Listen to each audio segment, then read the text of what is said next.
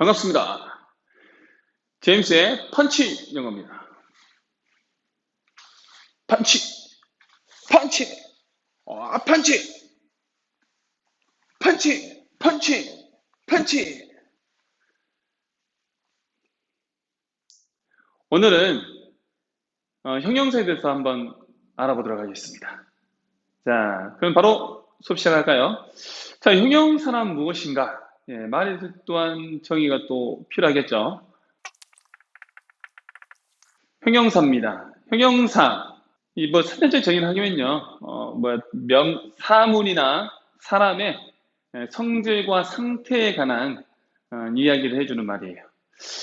사실 뭐 성질 상태? 잘 이해가 안 되죠. 예. 그래서 좀 더 구체적으로 한다면, 뭐 모양이라든가 크기, 그리고 뭐 특성 같은 거, 그 성격, 뭐 이런 거 있죠? 뭐 개수 같은 거, 뭐 그런 것을 나타낸다고 생각하시면 돼요. 이 명사가 뭐 크다, 작다, 그리고 아름답다, 똑똑하다, 뭐 이런 거 있죠? 예, 그런 걸 다 형용사라 그래요. 여러분이 단어장을 외울 때, 우리 한글말로 뭐로 끝나냐면요. 이렇게 받침 니은으로 끝나잖아요. 그러면 그거를 형용사로 보시면 됩니다. 아시겠죠? 예.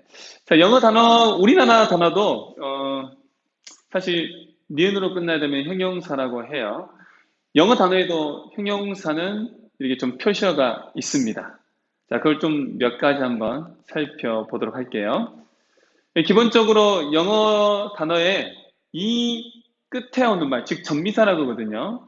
전미사, 즉 단어 끝에 이런 단어의 형태를 가지고 있다. 이런 철자를 가지고 있으면 형용사로 보시면 됩니다. 한번 보실까요?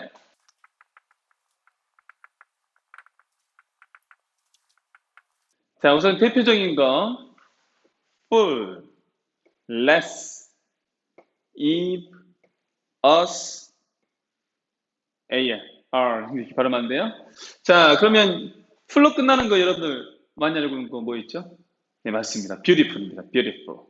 beautiful이 원래 beauty라는 명사에 ful을 붙여가지고 형용사를 만들어요. 그러니까 full로 끝나게 되면 형용사라고 생각하시면 됩니다. 그다음 less 붙죠. less. careless가 있습니다. 조심성이 없는. 그것도 이제 형용사가 돼요.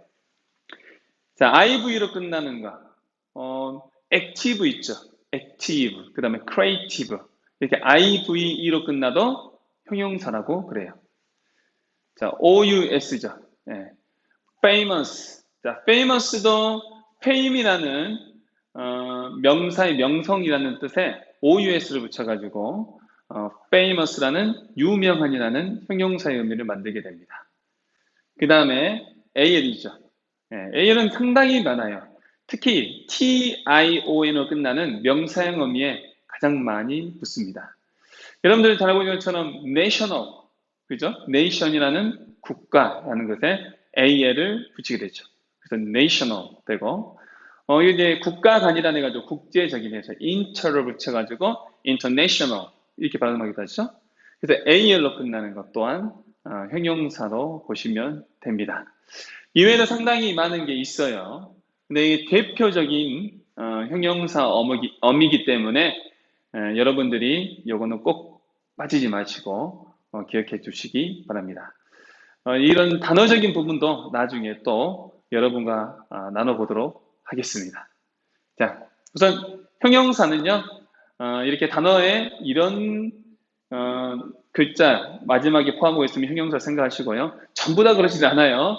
형용사도 상당히 독자적으로 이렇게 만드는 거 말고 독자적으로 원래 형용사인 것도 있습니다. 그런데 여러분이 다 외우셔야 되기 때문에 기본적으로 여러분들이 이걸로 끝나는 이 단어들로 이런 전미사로 끝나는 것을 형용사로 보시면 됩니다. 아시겠죠? 네.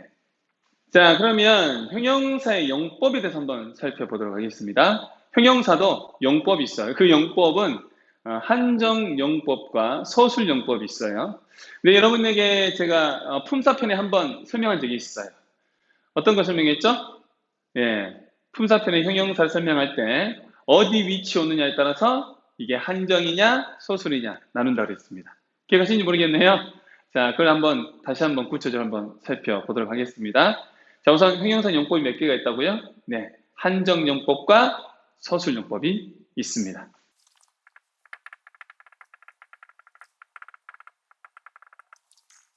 전에 말씀드렸습니다. 형용사는 뭘 수식한다고요? 네, 명사를 수식한다고 했어요. 이게 사물과 사람이라 했잖아요. 그 다음 명사를 뜻하고 있기 때문에 그렇습니다. 자, 형용사는 명사를 수식하게 됩니다. 그러면 명사를 수식할 때 어디에서 수식하느냐, 어디 위치에 오느냐에 따라서 그 용법이 나뉘게 돼요. 한번 보게요. 한정용법은 이렇게 명사 앞에서 수식하게 되면 그걸 한정용법이라 그래요. 어렵지 않죠? 네, 그러면 서술용법은 뭔지 알겠죠? 당연히 뭐예요? 명사 뒤에서 수식하게 되면 그건 서술용법이라고 그렇습니다. 정말 간단하죠? 네, 예문도요, 정말 간단합니다. 예문도 보시면 너무 간단해서 여러분 이해하기 쉬울 거예요. 한번 볼게요.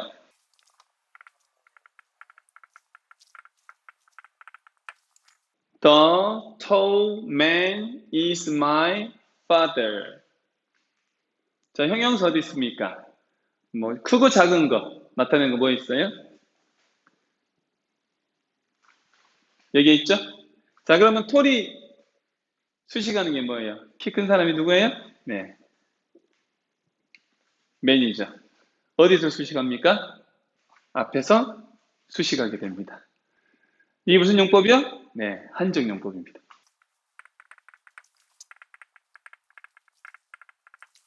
두 번째 문장에는 어떻습니까? 여기에 있죠? 이제는 father를 수식하게 되네요. 자, 이렇게 뒤에서 수식하게 되면 무슨 용법이라고요? 네, 서술용법이라고 그렇습니다. 자, 그러면 이제 우리가 용법을 나눴어요. 어떤 것이 한정용법이고 어떤 것이 서술용법인지. 정말 쉽죠? 앞에서 수식하면 한정용법, 뒤에서 수식하게 되면 서술용법. 정말 쉽습니다. 자, 그러면 이게 또 말의 정의를 좀 해야 된다 그랬죠? 그러면 한정용법과 서술용법의 말입니다. 한정용법이 뭐냐면요, 명사를 구체적으로 설명을 해서 한정을 하는 거예요. 지금 무슨 말이냐면 여러 개의 명사가 있어요. 그 명사 중에 특정한 외모나 그 다음에 성질이나 크기 같은 거 있죠? 그런 것을 가지고 추려내는 거예요. 구별시키는 것을 말합니다. 그래서 한정, 제한한다는 뜻이에요. 보세요. 톨이 없다고 합시다. 그러면 The man is my father. 그 남자는 내 아빠다라고 했어요. 그러면 만약에 여러 명의 남자가 있어요. 근데 그 남자가 내 아빠다 했을 때는 알 수가 없죠. 그렇죠. 그러면 뭐예요? 거기서 이제 특정해 주는 거예요. 그 많은 남자 중에 이렇게 키가 큰 이 말이에요. 그러면 이제 남자들 중에 뭘 찾으면 돼요? 그렇죠. 키가 큰 사람을 찾으면 되죠. 이해됐는가요? 이거 한정용법이라 그래요. 골라낸다. 한정. 미리 제한해서 구별해 놓는다는 뜻이죠. 됐습니까? 자, 그러면 서술용법은 뭐냐면요. 일명 서술어 역할한다는 용법이에요.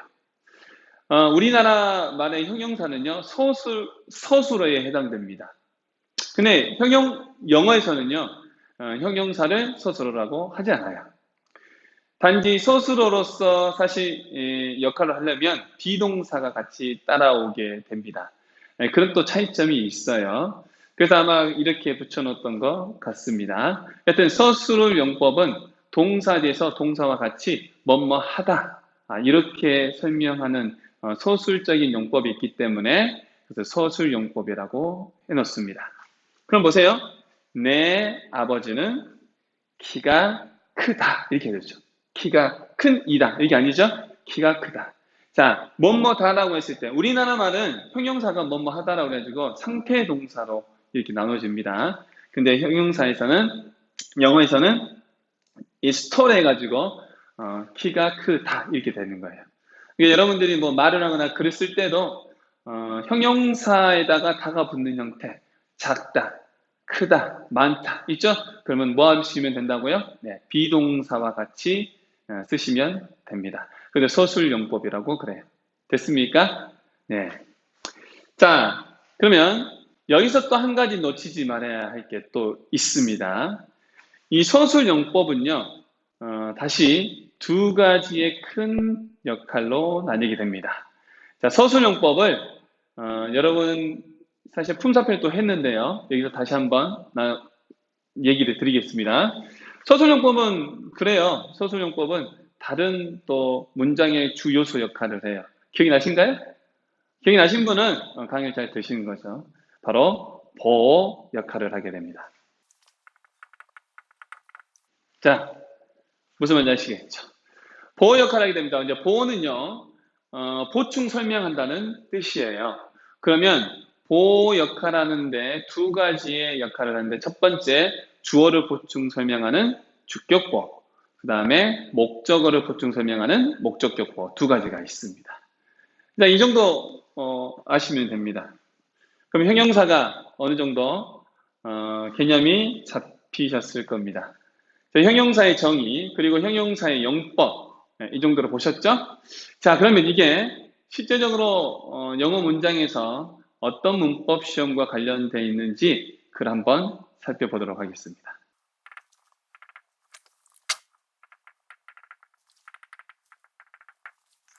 이 문장 먼저 보시죠.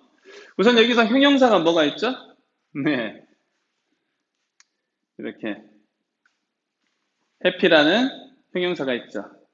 상태죠. 뜻이 행복한이라고 해석이 됩니다. 그럼 여러분들 보세요. 행복한이라고 해석되는데 비동사가 아니죠. 비동사면 행복하다고 할 수 있는데 그렇죠?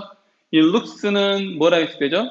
뭐뭐처럼 보인다라고 해석합니다. 그럼 한번 해석 한번 해볼까요?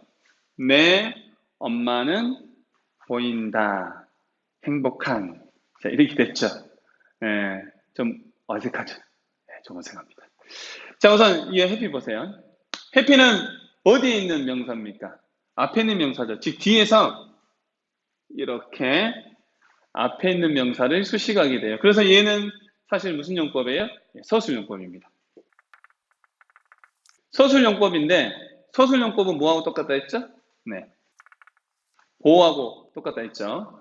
그러면 누구를 보충 설명하죠? 동사 앞에 있는 누구예요? 네, 주어 자리에 있는 명사를 수식하죠. 그렇기 때문에 주어를 보충 설명하는 주격 보어입니다. 주격 보어. 자, 그럼 여기서 계속 이야기를 이어나갈게요. 근데 여러분들 주격 보어잖아요. 근데 아까 해석을 할 때 어떻게 됐어요? 좀 어색하다 했죠. 내 엄마는 보인다. 행복한. 이상하죠? 우리나라 말에 자연스럽게 해석하려면 어떻게 해야 되죠? 아, 그래요. 행복한이 아니라 행복하기로 해야 돼요. 자, 뭐로 끝납니까? 개로 끝나죠. 우리나라 말에 이, 히, 리, 개로 끝나잖아요. 그러면 그거를 부사어미라 그래요. 그러면 사실 여기 뭐가 됩니까? 해필, 리가 돼야 되겠죠. 부사는요, 형용사에 ly를 붙이면 돼요. 간단하죠? 태생적으로 자체가 부사인 게 있고 형용사에다가 ly를 붙여서 부사를 만드는 것이 있습니다. 자, 여기서는 해피는 ly를 붙여가지고 부사로 만들게 돼요. 그러니까 행복하게로 나타내는 게 우리말이 맞습니다. 내 엄마는 보인다. 행복하게. 자, 이렇게 맞죠? 근데 행복하게라면 어떻게 돼야 돼요? My mother looks happy가 돼야 되겠죠. 근데 이건 어떻게 돼요? 맞지 않죠. 네. 해석을 해보니까 우리나라 말하고 맞지 않습니다. 그러니까 당연히 이건 뭐겠어요? 우리나라 말하고 영어하고 차이가 명확히 나죠. 예, 이게 바로 시험 문제입니다. 선생님이 처음에 품사편 할 때 했던 것처럼 마찬가지죠. 그러니까 모든 영어 시험에 가장 기본적으로 나오는 또 시험 문제 중에 하나가 바로 뭐예요? 네, 바로 이렇게 형용사가 나옵니다. 아시겠습니까? 네. 그러면 여러분들은 어떻게 해야 된다 했죠? 네. 자리로 풀고 역할을 가지고 풀어야 된다 했어요. 행복한 건 누구예요? 보이는 게 행복한가요? 만약에요, 이게 해필리가 되잖아요. 그러면 보고 있는 동작을 행복하게 하고 있다는 거예요. 무슨 말인지 알겠어요? 이 보고 있는 동작을 아주 행복한 표정으로 하고 있다는 뜻이에요. 내 엄마가 행복한 게 아니에요. 무슨 말인지 아시겠어요? 그렇기 때문에 이 말은 완전히 틀려집니다. 그리고 이 looks는 뭐라 했어요? 주어의 외모를 나타내는 이면 이형식 불완전 자동사, 즉 looks 다음에는 무슨 자리예요? 네, 보호 자리입니다.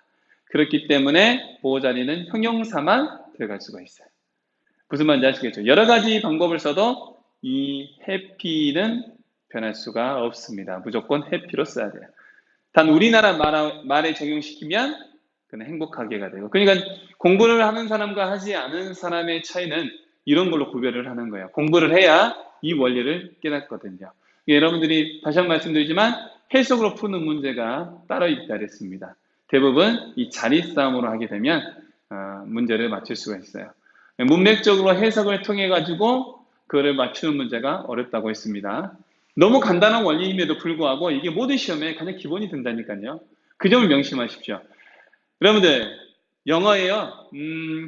토익도 사실 그렇습니다. 직장 생활을 하거나 직장 생활 하시거나 또 뭐예요?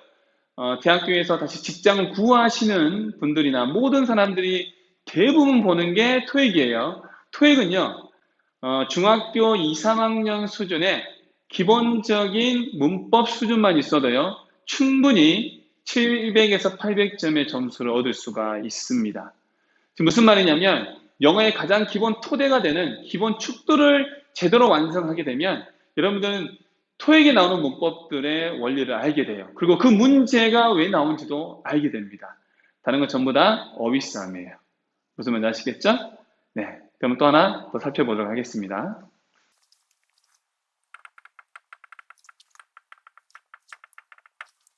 자, 두 번째 문장은요. My mother makes me happy예요. 자, 여기도 똑같이 happy라는 뭐가 있죠? 형용사가 있죠.